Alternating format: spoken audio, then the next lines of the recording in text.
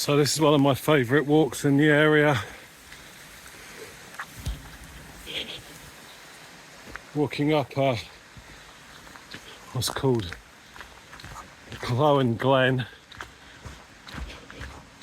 which is a fairly narrow valley with a river running all the way through it, with woodland pretty much either side, most of it.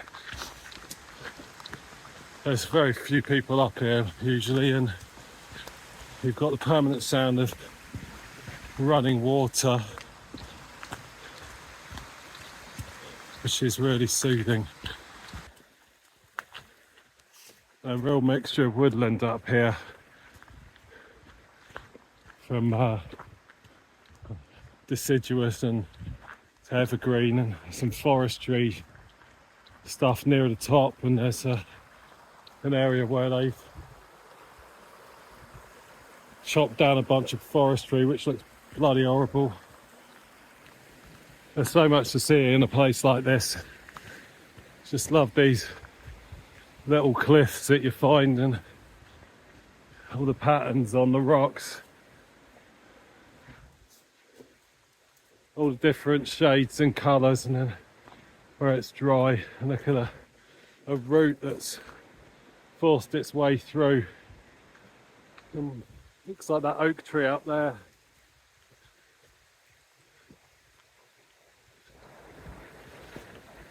If this was in the southeast of England, there'd be coach loads of people here.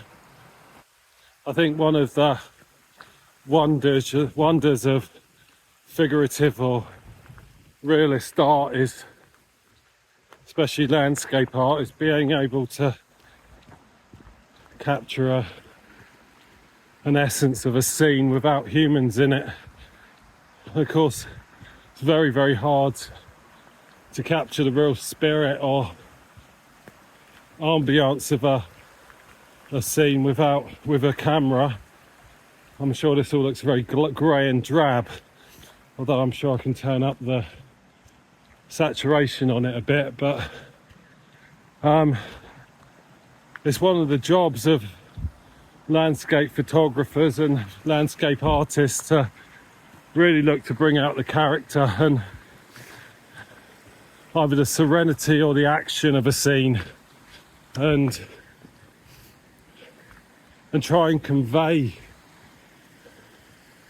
that we can't hear this river, but we can imagine hearing it. And you can't see that bird flying past, but you can imagine it's flying past, even though it's static. And to also filter out, as I say, things that are going to take us away from that scene.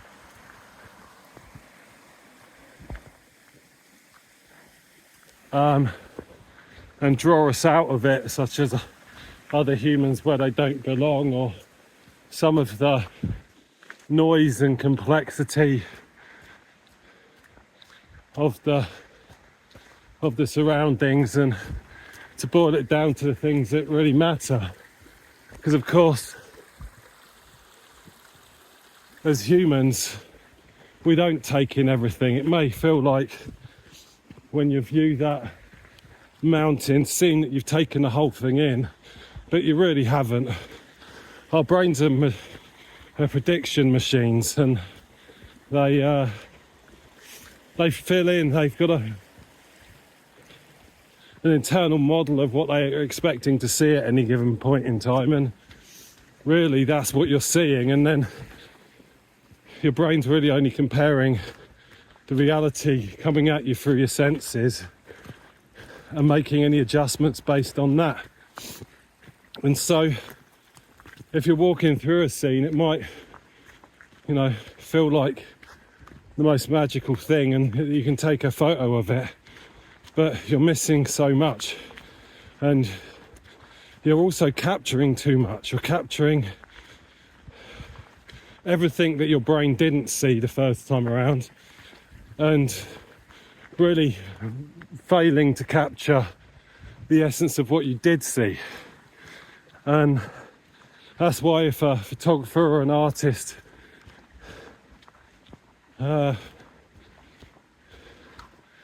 sits down in front of a scene and really takes the time to sort of appreciate it and soak it in, and that's when they start to notice what should be noticed and push into the background what needs to be pushed, which includes themselves. And it's why many landscape artists, painters would, like to be in the actually there while they're painting it in the moment, because memories are very, very bad indeed. Partly because of this factor that our brains really only perceive a mental model of what's going on, and they they'll make adjustments based on reality, quite frankly throw quite a lot of it away, and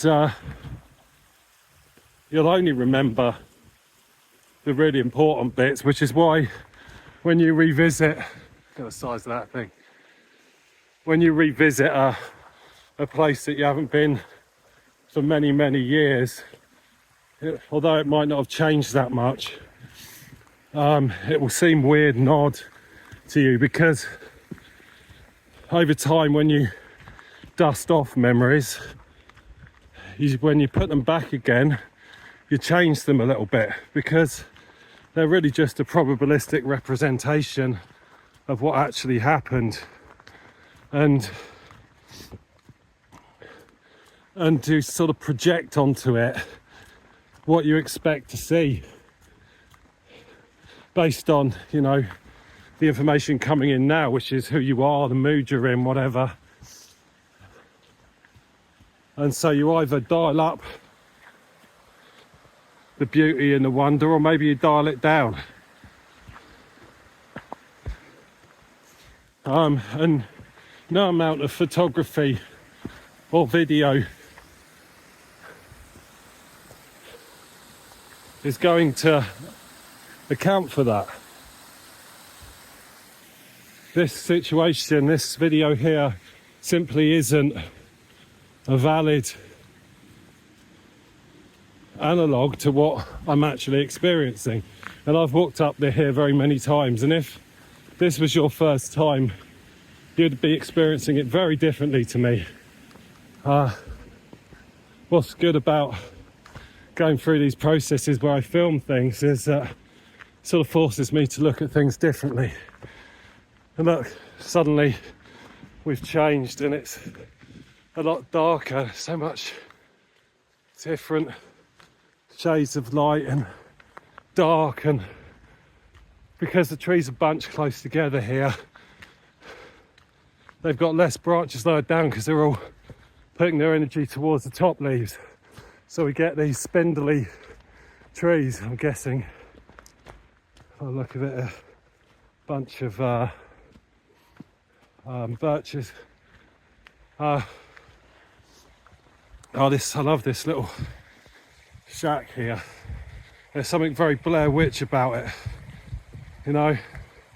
Find yourself in a found footage in some woods. Maybe this is my day to become a found footage.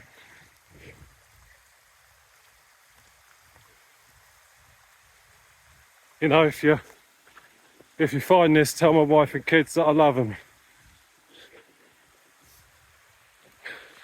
Well, I don't know how exciting my found footage movie is likely to be. Probably me yapping on about death metal while being chased by a zombie in a clown mask or something.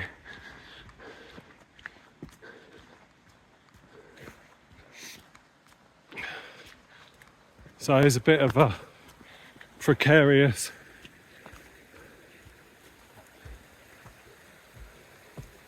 little walkway.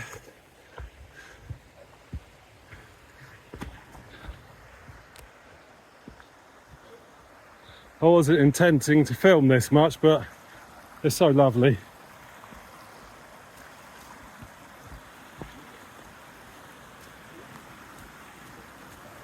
I'd say you really should come, but I doubt too many people are going to watch this, but just in case they do, don't come. This is my happy private place.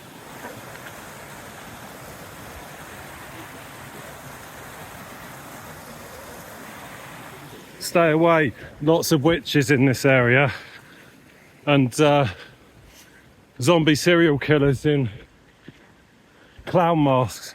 It's been massacred, like, by the wind. Look at this. It's amazing. It's just the wind is so destructive, but it's happened quite a long time ago. Quite why it was knocking the trees down in here, I don't know. But all the conifers have survived.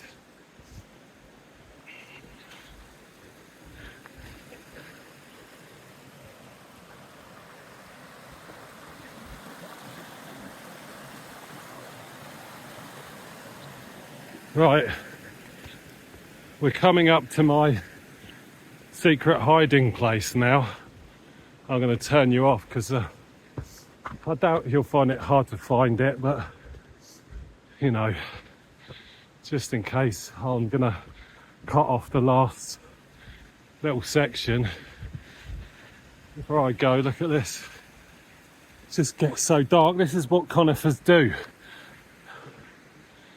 Their little spines are optimised to capture the most possible light, and they do it incredibly well because of the amount of surface area they've got. And as a result, they block out the light. You think how much foliage we've been seeing on the rest of this walk. This land is now forestry land, and there's virtually nothing growing. A few spindly, what are they, rowans by the look of it? Can't quite see.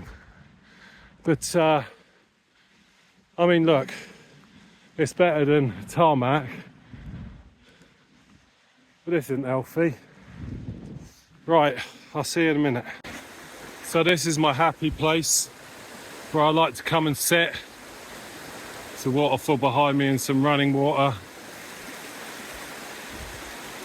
I like to come and sit here because, well, let me show you first. So we've got a waterfall.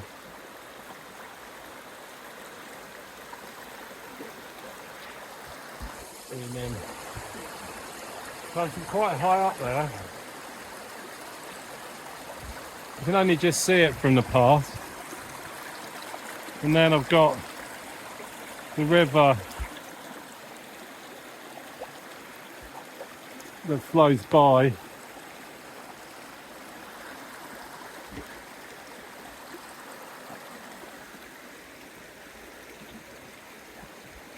That's the river we've been tracking all the way up. Sit down here. I've got my special rock. The noise of the water drowns out any other sound, and unless someone specifically heads down this bit, I won't see anyone and they won't see me. And it's so peaceful, apart from the running water that is, but that's a nice noise, right?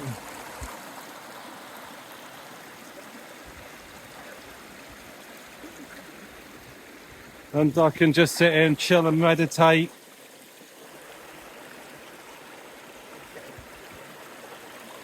Take it all in, cool down, and just get mesmerised by the flowing water. It really is quite incredible.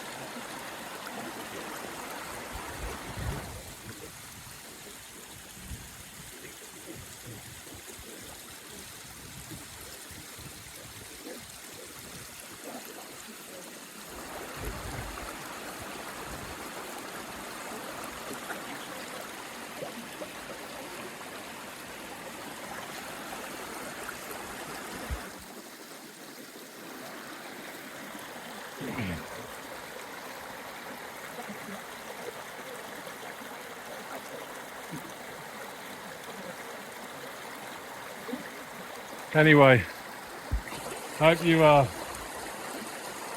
enjoyed and appreciated being brought into my happy, special place.